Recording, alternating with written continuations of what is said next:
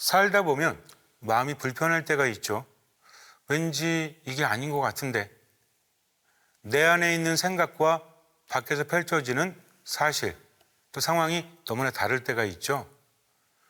내 신념과 달라서 마음이 불편할 때가 있어요. 아무리 참아보려고 하고 또 눌려보려고 해도 계속해서 나를 괴롭히기도 하죠. 그렇다면 이런 마음의 불편함이 왜 생기는 걸까요?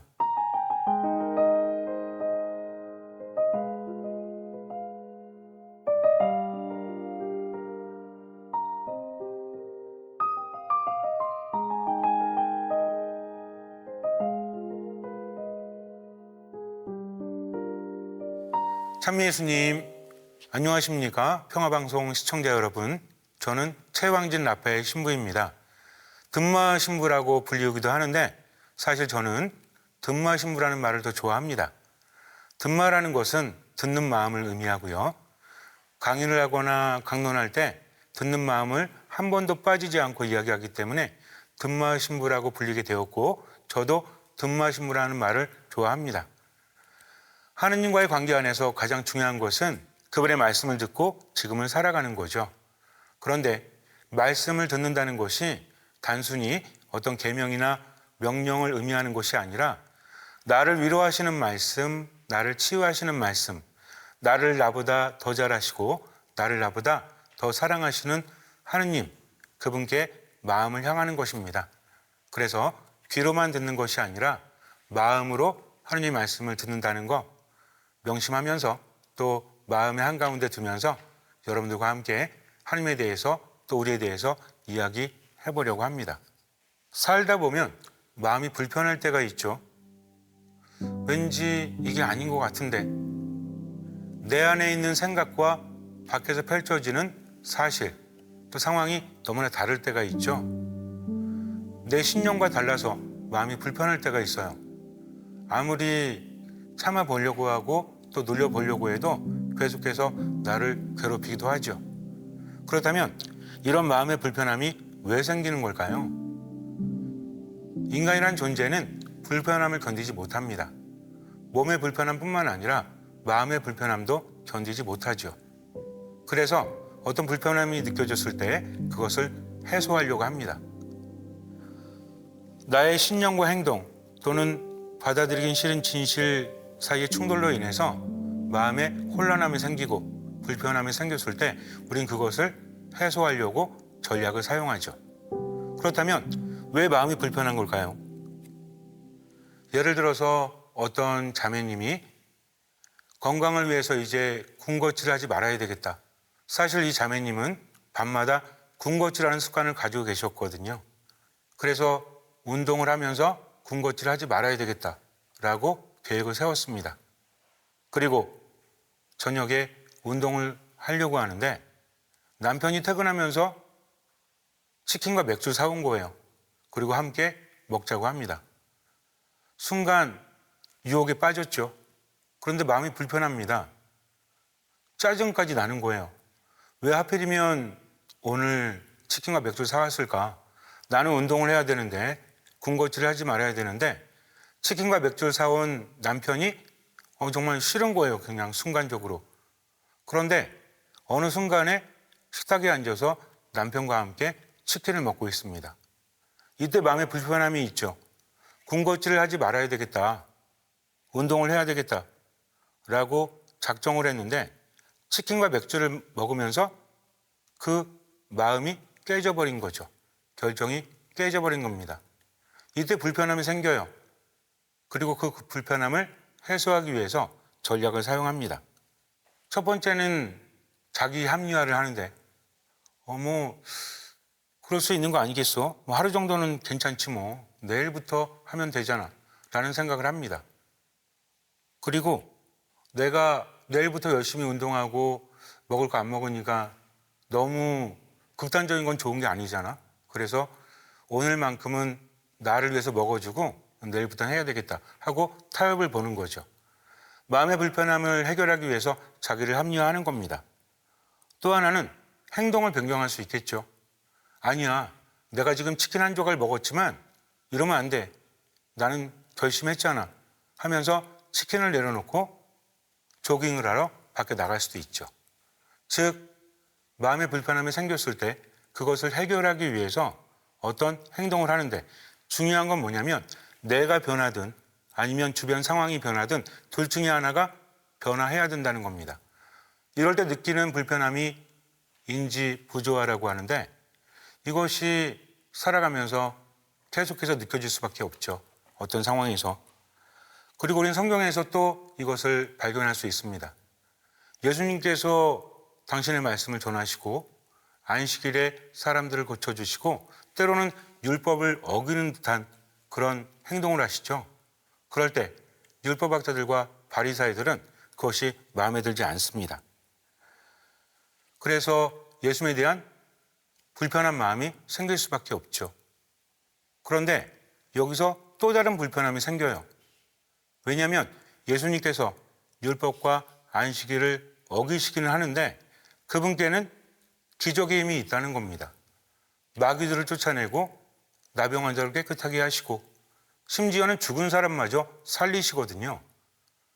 그런데 이 방식이 아주 강렬합니다.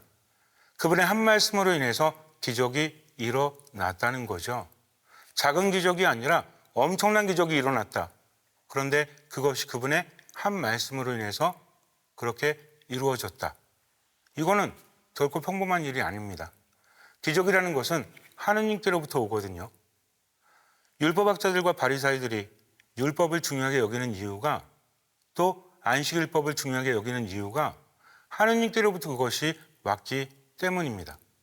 그런데 기적 또한 하느님께로부터 오는 거죠. 이게 참 힘든 거예요. 인정하고 싶지 않은데 마음속에서는 야, 저 기적을 봐. 하느님의 사람이 아니라면 어떻게 기적을 할 수 있겠어? 라는 불편함이 생기는 거죠. 그래서 그들은 그런 불편함을 해소하고 싶어 합니다. 둘 중에 하나가 있겠죠. 자신들이 변하든 아니면 상황을 변화시키든. 예수님을 하느님으로 인정하고 그분의 말씀을 받아들인다면 그들은 자신들의 행동을 변화시키는 거죠. 그런데 그들은 그런 선택을 하지 않습니다. 자신들의 인지 부조화를 해결하기 위해서 예수님의 기적에 대해서 예수님은 사탄의 힘을 빌려서 마귀두목 베엘제불의 힘을 빌려서 마귀들을 쫓아낸다라는 말을 합니다. 이렇게 함으로 인해서 자신들의 불편함을 해소하고 있는 거죠. 자, 그렇다면 우리는 어떨까요? 살아가면서 인지 부조화, 즉 마음의 불편함을 느낄 때 어떤 선택을 합니까? 하느님께서는 서로 사랑하라고 하시죠. 미워하지 말라고 하십니다. 예수님께서 형제들을 미워하지 말라 말씀하시죠. 우리는 그거 알고 있어요. 그런데 살다 보면 미움이 생겨나죠. 이럴 때 마음이 불편해집니다. 그것을 해결하기 위해서 전략을 사용하는 거죠. 첫 번째는 이렇게 생각해 볼 수 있겠죠. 내가 그냥 미워하는 게 아니라 사랑만큼 정의도 중요하잖아. 저 사람은 잘못을 했어. 나는 저 사람을 사랑하지 않는 게 아니라 저 사람이 잘못한 것에 대해서 알고 있는 거야. 그러니까 단순히 미워하는 게 아니라 그 행동에 대해서 정의가 아니기 때문에 그것을 싫어하고 있는 거지 라고 생각할 수 있겠죠. 또 저 사람이 먼저 잘못했잖아. 그리고 내가 저 사람을 미워하지 않고 또 용서한다면 저 사람은 결코 변하지 않을 거야 라고 생각할 수 있죠. 또는 내 미움은 진짜 미움이 아니라 저 사람에 대한 실망이야 라고 생각할 수 있겠죠. 내가 변화되는 것이 아니라 상대방에 대한 판단을 함으로써 나는 그럴 수밖에 없었다 라고 합리화를 하는 겁니다. 두 번째는 정보를 왜곡시킬 수 있는데 사람들은 저 사람을 다 싫어해. 저 사람은 우리 공동체에 해를 끼치고 있어 라고 생각함으로 인해서 자기가 그 사람 미워한다는 것을 합리화하게 되죠. 또는 자신의 신념을 변경할 수 있습니다.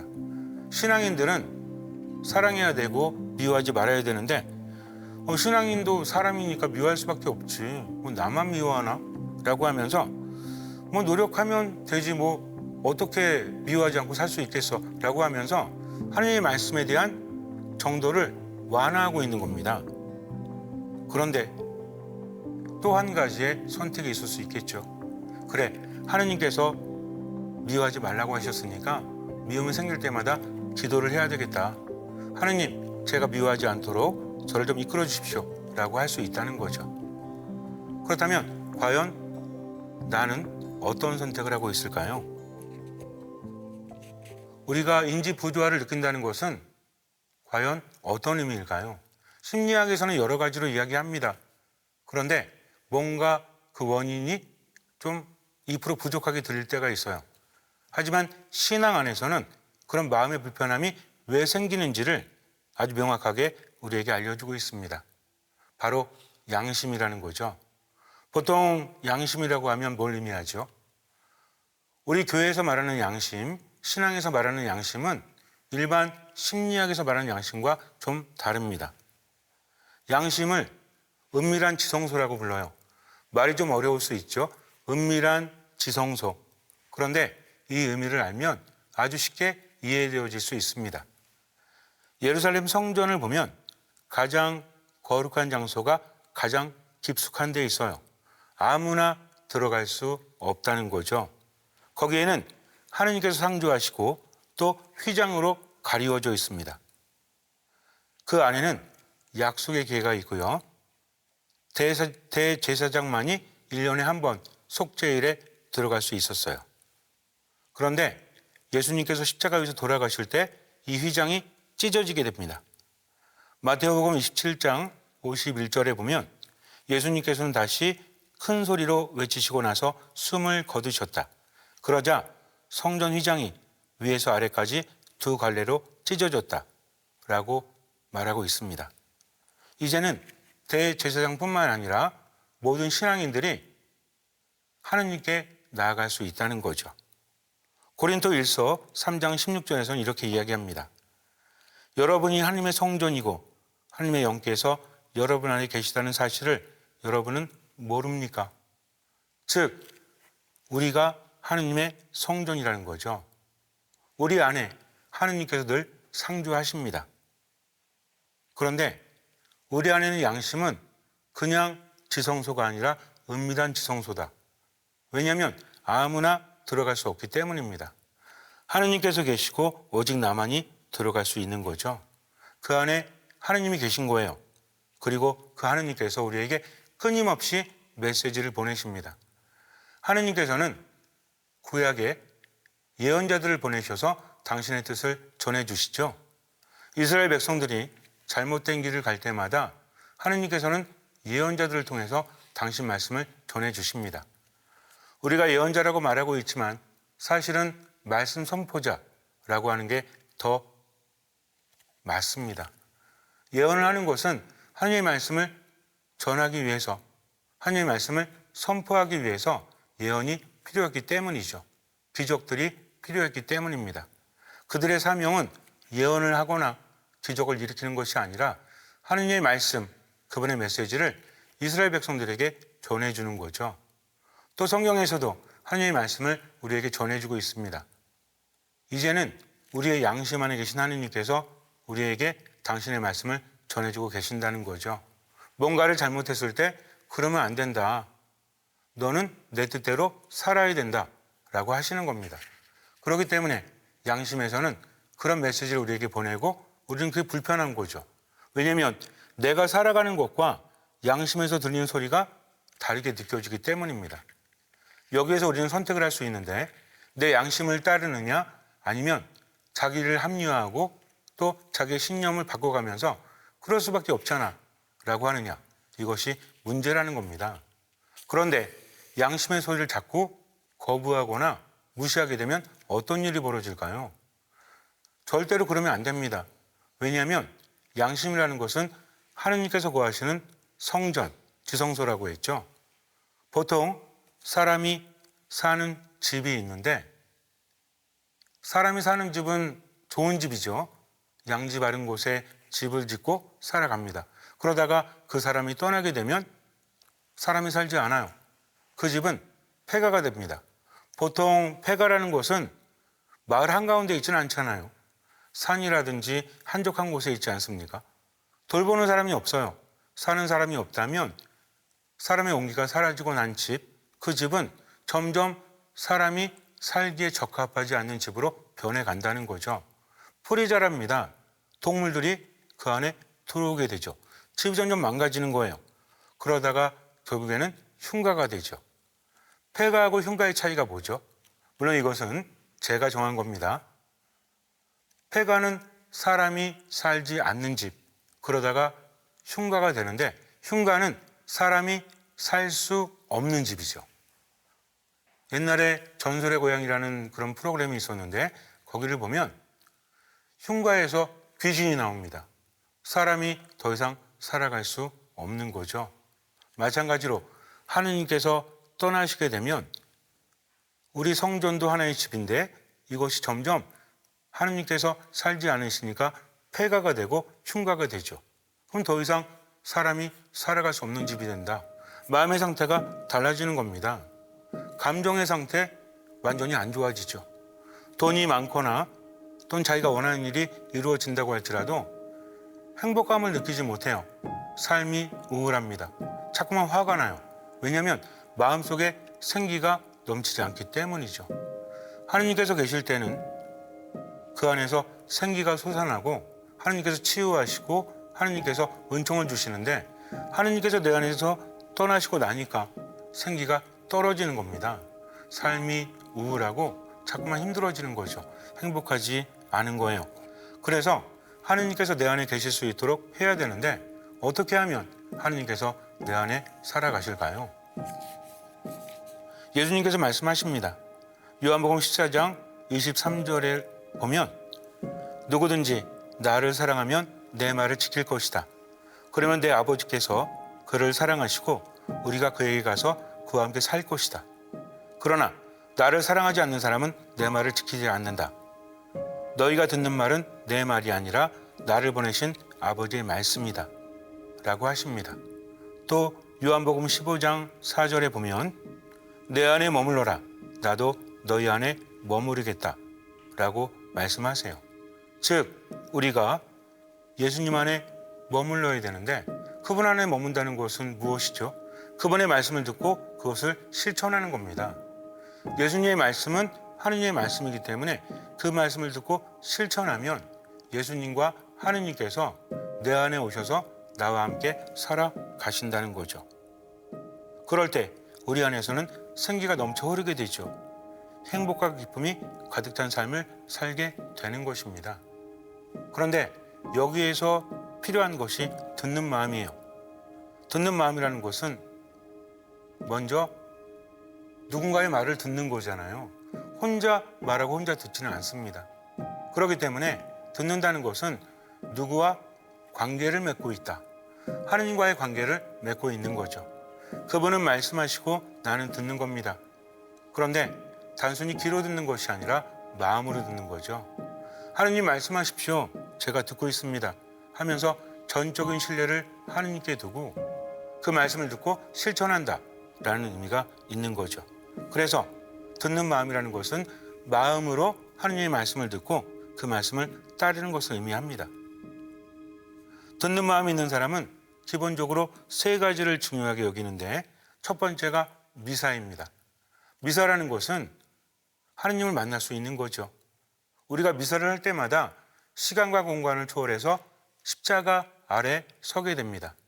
예수님께서는 십자가 위에서 피를 흘리심으로써 세상을 구원하셨죠. 그 구원이 단 한 번뿐인 그 구원 사건이 우리에게도 영향을 미치고 있는 겁니다. 우리는 미사를 할 때 그냥 모여서 함께 기도하는 차원이 아니라 그 순간에 십자가 아래로 가는 거죠. 그리고 예수님의 구원의 은총을 받아들이는 겁니다. 그렇기 때문에 미사라는 건 굉장히 중요해요.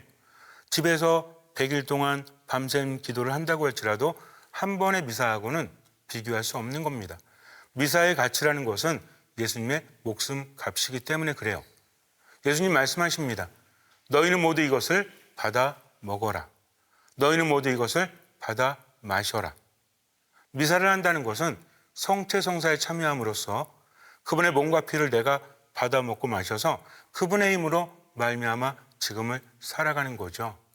하느님은 늘 우리와 함께 하십니다. 우리에게 은총을 주시고 생기를 주시죠. 그러면서 우리에게도 당신과 함께 하기를 바라십니다. 그게 바로 미사라는 거죠. 그래서 미사를 봉헌할 때는 그냥 몸만 왔다 갔다 하는 습관적인 행위가 아니라 내 마음을 하느님께 향한다. 듣는 마음으로 미사 안에 머무는 거죠. 주님 말씀하십시오. 당신의 힘으로 제가 살겠습니다. 당신의 말씀은 제가 따르겠습니다. 라고 하는 겁니다. 두 번째는 말씀을 묵상하죠. 우리가 성경을 말씀이라고 부르죠. 그냥 글이라고 하지 않습니다. 말이라고 하지 않습니다. 말씀이라는 것은 높이는 거죠. 성경을 통해서 나에게 하신 하나님의 말씀, 그 말씀을 잘 듣게 되면 내 양심에 하나님의 자리가 점점 커집니다. 그래서 그분의 메시지가 들려오게 되죠. 그런데 오해하시면 안 돼요. 단순히 뭔가 잘못했을 때마다 너 이거 잘못했다, 이거 잘해라 이런 말씀만 들리는 것이 아니라 하나님의 말씀은 때로는 나에게 힘을 주는 말씀이에요. 내가 우울함에 빠져 있거나 절망 속에 빠져 있을 때 하나님께서는 당신의 말씀으로 우리를 치유하십니다. 예수님께서 나병 환자에게 말씀하시죠. 내가 하고자 하니 깨끗하게 되어라. 즉 그분의 말씀에는 힘이 있다는 거죠. 그 말씀이 나를 위로하고 나에게 생기를 불어넣어 줍니다. 그래서 단순히 하느님 이거 주세요, 저거 주세요 라고 청원하는 기도만 반복할 게 아니라 말씀 안에 듣는 마음으로 머물러야 됩니다. 말씀을 묵상하는 게 좀 어려울 수 있죠. 어떻게 시작해야 될지 모르겠고 성경 필사를 한다든지 성경 통독을 해야 되는데 힘들 때도 있어요. 그럴 때는 먼저 매일 미사에 참여하지 못한다고 할지라도 그날에 독서하고 복음만큼 읽고 묵상하세요. 흐름이 있거든요. 그러다 보면 하나님의 말씀이 내 안에 들립니다. 짧으면 2분이면 돼요. 또 5분 동안 묵상해도 돼요. 그렇게 일단 하라는 거죠. 그렇게 하루하루 말씀을 묵상하게 되면 점점 하나님과 함께하는 시간은 늘어나게 됩니다. 이런 기적을 체험할 수 있거든요. 세 번째는 기도입니다. 그런데 기도라는 것이 우리가 보통 염경 기도라고 부르는 기도소에 있는 기도들 있죠. 매우 훌륭합니다. 그 기도를 열심히 하게 되면 처음에는 쓰여진 대로 하죠. 근데 말씀을 묵상하고 기도를 하게 되면 기도의 내용이 바뀌게 돼요. 여기서도 듣는 마음이 필요해요. 일방적으로 하나님께 청하는 게 아니라 그분의 말씀을 듣고 실천하는 거죠. 하게 됩니다. 한 번 하고 두 번 하고 세 번 하게 되면 신앙적 체험이 따라요. 때로는 마음이 불편한데 이게 하나님의 말씀이구나 하면서 따라봤더니 그 안에서 마음이 편안해지고 또 행복하다는 것을 체험하게 된다는 겁니다. 그래서 기도할 때도 그냥 내 말만을 하느님께 드리는 것이 아니라 그분의 말씀을 듣고 내가 말하면서도 듣는 마음으로 머문다면 엄청난 것을 체험하게 되죠. 그것이 바로 신앙입니다. 여기서 한 가지 계속 제가 말씀드렸지만 인지부조화라고 부르는 우리는 양심에서 들리는 하느님의 목소리라고 했죠. 우리는 분명히 압니다. 누구를 미워할 때 또 뭔가 잘못했을 때 이게 아닌데 라는 생각이 들어요. 근데 이거 자꾸 무시하면 어떻게 된다고 그랬죠? 사람이 살던 집이 폐가가 되고 흉가가 됩니다. 처음에는 불편해요. 그런데 이 불편함이 점점 사라지는 거죠. 왜? 무시하기 때문입니다. 내 안에서 하나님의 자리가 점점 줄어드는 거죠. 그럴 때 어떤 징후가 나타난다고 했죠? 점점 사람이 살지 못하는 집, 그리고 사람이 살 수 없는 집, 내 안에 생기가 떨어지고 내 안에 행복이 사라지게 됩니다. 하나님께서 계실 때는 온기가 가득한 거예요. 근데 하나님께서 거하지 않으시면 이 온기가 사라지게 되는 거죠. 명심해야 됩니다. 그래서 마음이 불편해도 양심에서 들리는 하나님의 소리에 귀를 기울여야 돼요. 그러면 점점 내가 바뀌게 되고 내 안에서 이제 더 이상 흔들리는 마음의 불편함이 아니라 확고한 신념이 생겨나게 됩니다. 그러면서 흔들리지 않는 거죠. 이것이 신앙입니다. 끊임없이 내 양심에서 들려온 하나님의 말씀, 이 말씀을 무시한다면 우리들의 마음 또 우리들의 삶은 점점 생기를 잃어가고 결국 죽음에 다다르게 돼요. 그렇기 때문에 듣는 마음으로 지금을 살아가야 합니다. 하느님께서 내 안에서 거하실 수 있도록 잠시 눈을 감으세요. 양심을 통해서 들려오는 하느님 말씀 때문에 마음이 불편함을 느낄 때 그 순간을 그냥 넘기지 마십시오. 그 순간 합리화하거나 회피하지 마시고 듣는 마음으로 그 말씀을 따라 삶의 방향을 바꾸십시오.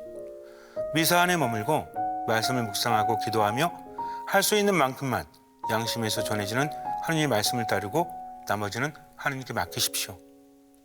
주님께서는 그 믿음을 보시고 우리 삶을 생기로, 기쁨으로, 평화로 가득 채워주실 것입니다. 아멘.